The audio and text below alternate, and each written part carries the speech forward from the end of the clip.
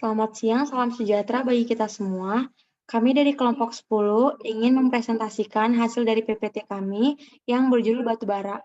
Kami beranggotakan Alia Pinke Maharani, NIM 85, Chris Angelia Siombing, NIM 44, Endang Setianingsih, NIM 102, dan Jafira Jara, NIM 74.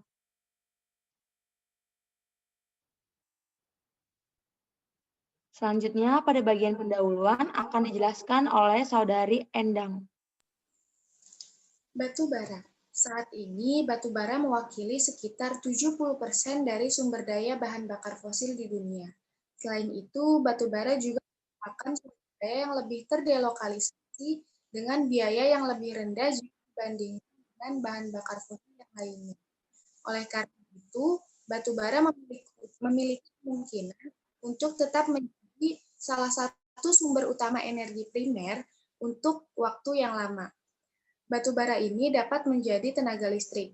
Tenaga listrik dari batu bara sebagian besar dihasilkan dari pembangkit listrik berbahan bakar batu bara bubuk. Pembangkit listrik berbahan bakar batu bara bubuk ini memiliki efisiensi sekitar 38-40% karena kendala termodinamika atau penggunaan air dan metalurgi, sehingga efisiensi tanaman tersebut menjadi rendah. Permintaan energi terus meningkat di berbagai negara berkembang. Namun, pembakaran batu bara secara struktural akan menghasilkan lebih banyak polusi jika dibandingkan dengan bahan bakar fosil yang lainnya. Karena permintaan yang terus meningkat dan diiringi dengan kebutuhan pengurangan emisi gas rumah kaca yang signifikan, membuat batu bara sebagai sumber energi didasarkan pada keberhasilan dalam pasar energi, yaitu teknologi batu bara bersih. Meskipun perkembangan teknologi batu bara bersih ini masih tidak mudah untuk dilakukan karena satu dan lain hal. Selanjutnya akan dilanjutkan oleh Chris.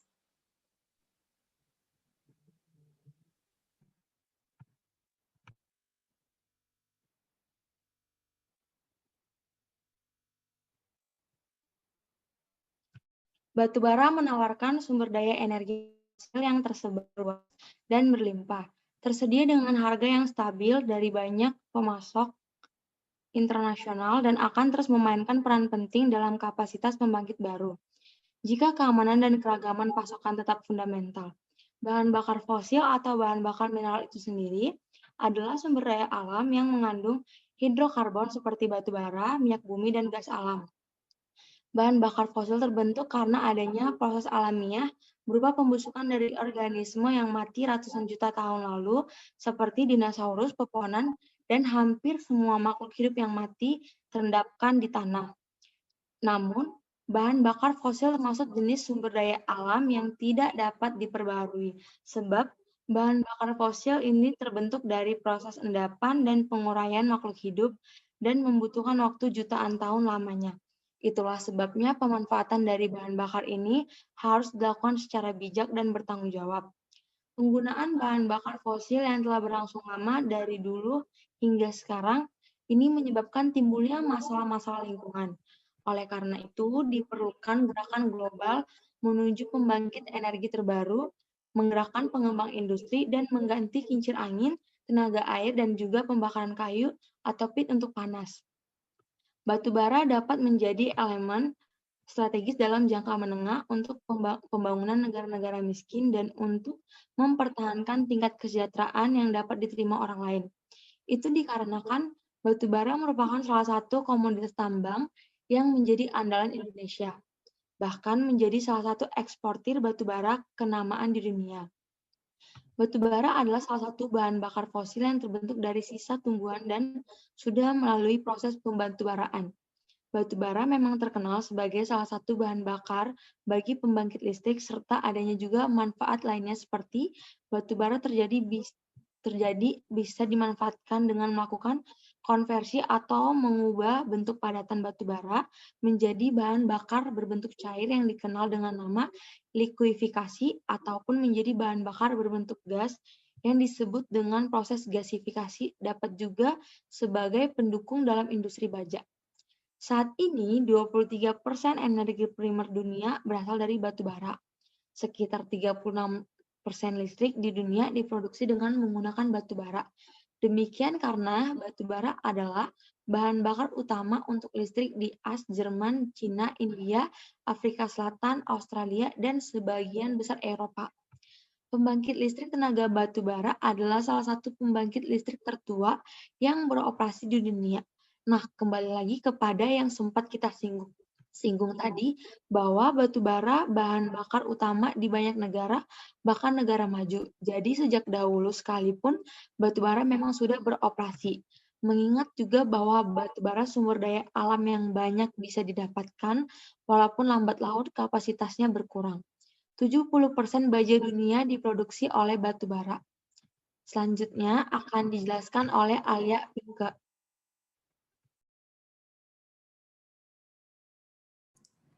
Selanjutnya ada pengendalian emisi polutan. Ada berbagai teknologi yang bisa mengurangi polusi di dunia ini. Teknologi yang tersedia yaitu yang pertama ada penghilangan sumber pencemaran dari batu bara sebelum dibakar. Sumber pencemaran itu termasuk sulfur dan nitrogen. Yang kedua adalah menghindari produksi polutan selama pembakaran. Lalu yang ketiga adalah menghilangkan polutan dari gas buang dengan metode end of pipe.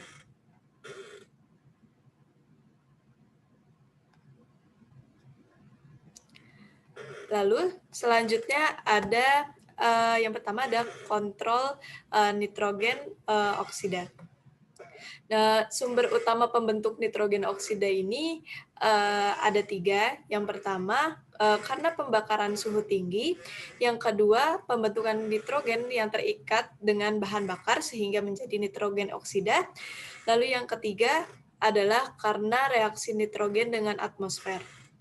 Lalu salah satu metode pasca perawatannya itu ada SCR. SCR ini digunakan ketika pengurangan NOx dalam jumlah yang besar itu dibutuhkan. SCR ini bisa mengurangi sekitar 90% jika diterapkan pada suhu 300 sampai 400 derajat Celcius. Lalu yang kedua adalah pengurangan sulfur oksida. Sulfur oksida di sini ada 2 bagian yaitu SO2 dan SO3, namun yang di sini yang dihasilkan adalah SO2. Batu bara itu sulfur ya yang jumlahnya lumayan signifikan. Lalu saat dibakar sekitar 95% itu akan berubah menjadi belerang dioksida atau SO2. SO2 ini cara menghilangkannya adalah dengan menggunakan gas buang bersifat basa. SO2 ini adalah gas asam, jadi jadi untuk menghilangkan SO2-nya ini harus digunakan dengan gas buang yang bersifat basa. Lalu untuk penghapusan pasca pembakarannya itu menggunakan sistem FGD dan DFGD. FGD ini biasanya digunakan dalam pembangkit listrik. Si FGD ini bisa menghilangkan 95% atau lebih kandungan SO2 dalam gas buangnya. Lalu selanjutnya ada kontrol PM. Kontrol PM ini dimungkinkan terutama dengan metode pasca pembakaran seperti elektrofilter, siklon, filter keramik dengan hasil yang cukup baik. Lalu selanjutnya ada kontrol merkuri. Litbang pengendalian merkuri mencakup sorben dan zat pengoksida yang bisa mengubah gas merkuri menjadi padatan. Lalu selanjutnya ada konsep baru pembangkit listrik tenaga batu bara. Setiap komponen di bagian pembersih gas buang dirancang untuk menghilangkan polutan tertentu, tetapi juga dapat memiliki efek menguntungkan pada polutan makro dan mikro lainnya, yang secara substansial itu meningkatkan kinerja pengurangan global. Berdasarkan literatur, hasil yang baik dapat diperoleh dengan menggunakan berbagai polutan teknologi kontrol. Lalu visi yang berbeda tentang pembangkit batu bara sebagai sistem energi sedang berkembang.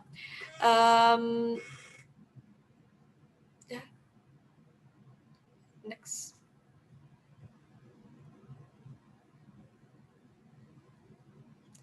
Lalu selanjutnya ada teknologi canggih. Yang pertama itu ada ultra super critical plants atau USC. Untuk USC sendiri, penggunaan parameter USC untuk uap menunjukkan dengan pasti evolusi pembangkit listrik berbahan bakar batu bara yang dihancurkan. Selain kemajuan dalam kondisi uap, ia menggabungkan beberapa teknologi udara bersih seperti desain burner baru, skema pembakaran baru di tungku boiler, desain baru superheater uap, dan sistem pembersih gas. Lalu yang kedua ada PFBC. Nah, PFBC ini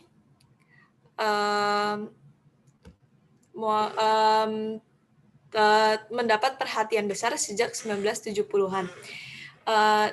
Teknologi FBC ini terdiri dari berbagai jenis. Yang pertama FBC, CFBC, lalu PFBC, dan PCFBC. Dari sudut pandang termodinamika, manfaat utama yang diperoleh dari si FBC ini adalah kemungkinan untuk meningkatkan efisiensi pabrik dengan menggabungkan siklus Rankine dengan gas. Pembakaran yang terkontrol mungkin eksibilitas dalam penggunaan bahan bakar. Lalu proses yang dihasilkan adalah siklus hibrid, tetapi turbin uap menghasilkan persentase daya tinggi. Efisiensi yang tersedia saat ini lebih rendah dari 40% dan banyak masalah selama operasi telah dibuktikan di berbagai fasilitas percobaan. Lalu selanjutnya ada IGCC. Sejak 20 tahun, IGCC dianggap sebagai masa depan batu bara pembakaran. IGCC ini pertama-tama mengubah batu bara menjadi gas. Kemudian belerang, abu, merkuri, dan polutan lainnya dihilangkan. Akhirnya gas bersih central power. IGCC ini memungkinkan keuntungan dari kemajuan turbin gas.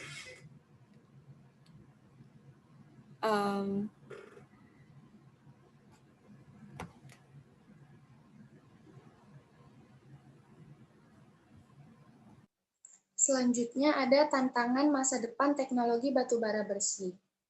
Pada gambar tersebut, sudah diringkas kisaran CO2 spesifik emisi yang tersedia dengan berbagai teknologi batubara sebagai perbandingan dengan tingkat referensi yang diwakili oleh CO2 emisi tanaman NGCC. Seperti pada gambar sudah tertera bahwa pada teknologi batubara bersih USC atau pabrik ultra supercritical itu mencapai hampir 800 gram per kilowatt hour. Kemudian untuk PFBC atau pembakaran unggun fluida itu melebihi nilai 800 gram per kilowatt hour. Kemudian pada IGCC atau siklus gabungan gas terintegrasi itu ada di antara nilai 700 sampai 800 gram per kilowatt hour. Dan yang terakhir yaitu pada NGCC atau siklus gabungan gas alam itu mencapai nilai antara 300 sampai 400 gram per kilowatt hour. Selanjutnya saya berikan kepada Chris.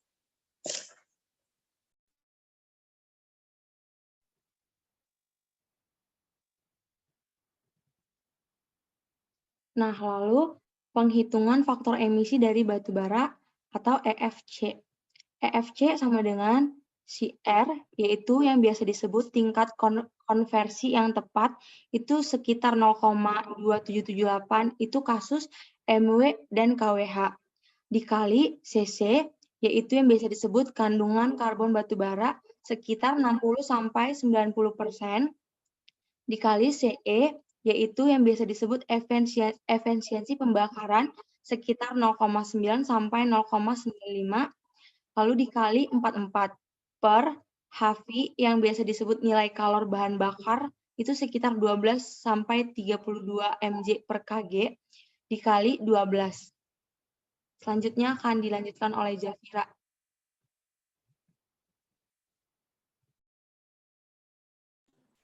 Sekarang kita masuk ke 3 strategi utama yang dianalisis untuk mengurangi emisi CO2 yang dihasilkan oleh batu bara. Yang pertama adalah pasca pembakaran, yaitu penghilangan CO2 dari pembakaran gas buang. Yang kedua yaitu ada fuel combustion, yaitu pembakaran dengan CO2 murni dan gas buang daur ulang. Dan yang ketiga adalah pre-combustion, yaitu pemisahan CO2 dari bahan bakar fosil. Di sini lanjut ke jalur penelitian dan pengembangan. Fokus utama dari upaya ini adalah mengembangkan konsep inovatif untuk pengendalian polutan. Sementara maksudnya itu adalah untuk mendapatkan teknologi yang lebih baru dan lebih modern agar si batu bara bersih ini mudah didapati gitu. Garis penelitian lain menyangkut materi baru dan diagnostik lanjutan untuk pabrik USG, tanaman IGCC dengan CO2 penangkapan dan pemisahan, dan tanaman zero liquid discharge. Yang terakhir yaitu kesimpulan. Selama dekade terakhir, peran batubara sebagai sumber energi untuk masa depan telah mendapatkan perhatian baru. Dan oleh karena itu, kemungkinan besar batubara akan tetap menempati posisi penting di antara sumber daya primer. Mengenai teknologi canggih, jelas bahwa CCT yang kemungkinan besar akan memberikan kontribusi serius bagi sektor energi di tahun-tahun mendatang. Di satu sisi, serbuk batubara bubuk superkritis, dan di sisi lain, siklus gabungan gas terintegrasi atau IGCC.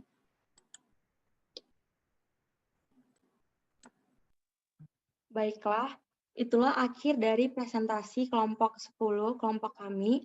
Apabila ada kesalahan kata atau tindakan, kami mohon maaf dan terima kasih banyak atas waktu dan perhatiannya. Dadah.